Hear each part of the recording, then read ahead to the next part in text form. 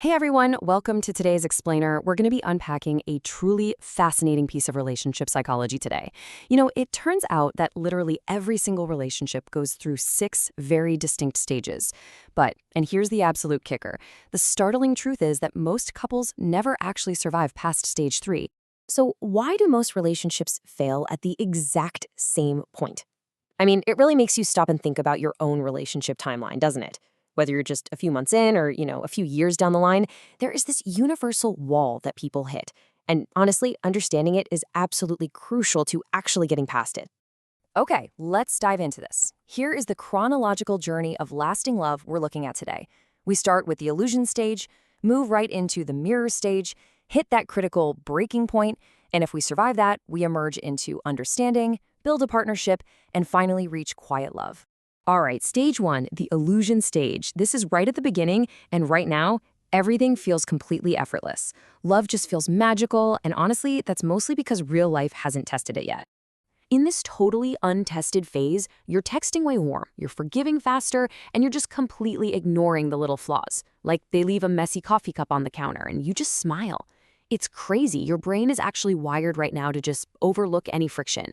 It's a beautiful feeling for sure, but it is ultimately an illusion. Which brings us to stage 2, the mirror stage. This is where that initial rush kind of starts to fade, and then reality quietly appears. The daily routines set in, the blinders come off, and you're finally looking at a real flawed human being. Now, what's really interesting about this transition is how the exact same behaviors evolve. Everyday habits suddenly become super visible, differences become louder, and the things that once felt cute, they start becoming pretty irritating. What was once adorable forgetfulness is suddenly infuriating carelessness. And that friction leads us directly into stage 3, the breaking point. This right here is the massive statistical filter where the vast majority of relationships ultimately collapse. The irritation compounds, the friction becomes constant, and couples basically find themselves standing right at the edge of a cliff. It's a really heavy, isolating reality. You start feeling completely unheard, unappreciated, and misunderstood.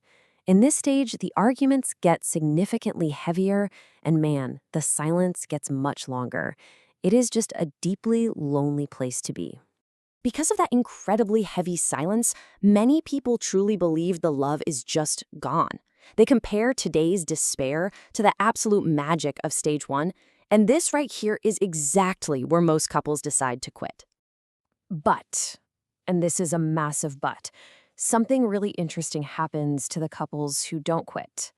For those who actually manage to push through that hostility and survive that breaking point, the relationship evolves into something entirely new. Welcome to stage 4, the understanding stage. Crossing this critical survival threshold is huge. The sheer exhaustion of the breaking point kind of forces a reset. Defensiveness lowers, and the relationship finally enters this much calmer, much more grounded phase. It's literally like the entire goal flips. They stop trying to win every single argument, and instead, they start trying to genuinely understand each other. Triggers become clearer, boundaries replace blame, and because of this massive shift, communication just becomes so much calmer and way smarter. Next up is stage 5, the partnership stage. Now, the dynamic shifts entirely, and the relationship becomes an actual team. You're no longer constantly navigating around each other, you are a totally united front. And this brilliantly illustrates what love actually means at this stage. At this highly mature, collaborative level, respect grows much deeper than passion. You stop competing with one another, and you start actually building a life together. The entire foundation becomes absolute mutual reliance. Which finally brings us to stage 6, the quiet love stage. And tragically, this is the ultimate threshold that most people never actually reach. After surviving all the illusions and all the breaking points, the relationship settles into its final, ultimate form.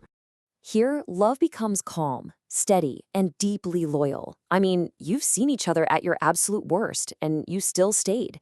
The relationship, well, it no longer feels like a roller coaster thrill. Instead, it literally feels like home.